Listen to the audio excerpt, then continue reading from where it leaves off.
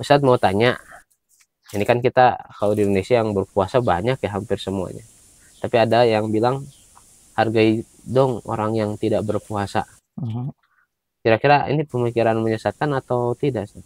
Oh, ini pemikiran yang sangat menyesatkan dan berbahaya bagi kaum muslimin. Mengapa? Sebetulnya ide dasarnya itu adalah dari pluralisme dan toleransi yang kebablasan.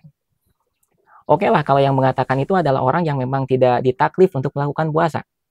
Ya, karena puasa Ramadan itu diwajibkan kepada seseorang yang memenuhi 4 syarat saja. Syarat wajibnya itu. Yang pertama apa? Dia muslim. Yang kedua balig. Yang ketiga berakal, dan yang keempat itokoh, dia mampu untuk melakukan puasa. Wajibnya hanya kepada orang itu saja.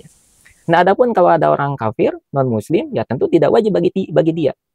Nah, kalau hargai orang yang tidak berpuasa karena dia kafir, sesuai kan, relevan. Artinya ya kita tidak akan ngapa-ngapain lah, wong dia tidak ditaklif untuk melakukan puasa. Tapi kalau ucapan itu terlontar dari orang yang memang ditaklif untuk melakukan puasa, ya seolah-olah dirinya itu ya ingin mendapatkan legitimasi untuk tidak berpuasa. Ini berbahaya, ya. Berbahaya karena apa? Boleh jadi ya ungkapan itu bisa diturunkan kepada kewajiban-kewajiban yang lain. Nanti ketika datang sholat Jumat, hargai dong yang nggak melakukan sholat Jumat. Padahal dia wajib sholat Jumat. Ya, hargai dong. Ini saya nggak menutup aurat, gitu ya. Yeah. Hargai dong. Ini saya yang senang minum minuman keras. Nah ini berbahaya. Karena apa? Karena seorang muslim itu kehidupannya itu wajib at-taqayyud bi hukmi syar'i, ya, terikat dengan hukum-hukum syara, ya. Karena seorang muslim itu ya keimanannya itu memiliki konsekuensi untuk terikat dengan hukum-hukum syara. Nah, kalau ungkapan itu diterapkan atau dibenarkan, maka ini berbahaya akan kehidupan keislaman kita. Ya. Jadi jangan sampai anggapan ya nafsi-nafsi dong gitu ya. Saya puasa, yang lain ya silahkan gitu ya.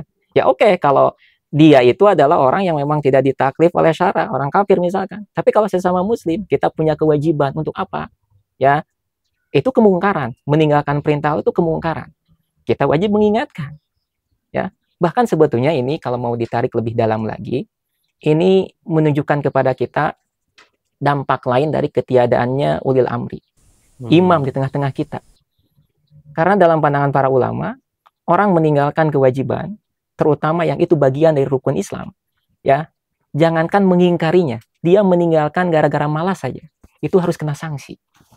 Dalam pandangan Syafi'iyah ini ya, dalam pandangan Syafi'iyah, orang meninggalkan puasa, padahal dia wajib melakukan puasa, maka pemerintah itu wajib memenjarakannya. Sampai segitunya, dipenjara sampai dia mau berpuasa. Apalagi kalau dia meninggalkan sholat, ya, bukan mengingkari, hanya meninggalkan sholat, maka wajib untuk diingatkan oleh siapa? Oleh ulil amri yang punya peran pentingnya itu. Nah, kalau setelah diingatkan tidak mau juga sholat, wajib dibunuh. Ngeri ya? Ngeri juga ya. Ya. Nah, maka di sini urgensitasnya adanya kepemimpinan Islam itu. Ya, dengan adanya pemerintahan Islam, maka Islam itu akan terjaga. Tidak dibiarkan akhirnya ya menjadi swasta gitu ya. Mau mengerjakan silahkan, kalau enggak ya urusan dia. Nah, enggak seperti itu. Karena di antara fungsi penting ya adanya pemerintahan Islam itu, adanya ulil amri itu, hifdzuddin, menjaga agama. Nah, gitu. Jadi kembali kepada yang tadi, ungkapan itu menyesatkan. Tidak boleh ada generasi kaum muslimin ya yang mengadopsi pemikiran model itu. Karena nanti akan menjalar kemana-mana. Kemaksiatan akan dianggap sebagai sesuatu hal yang lumrah, ya, akan melegalkan banyak hal yang setelah dilarang oleh Allah Subhanahu wa taala. Wallahu a'lam.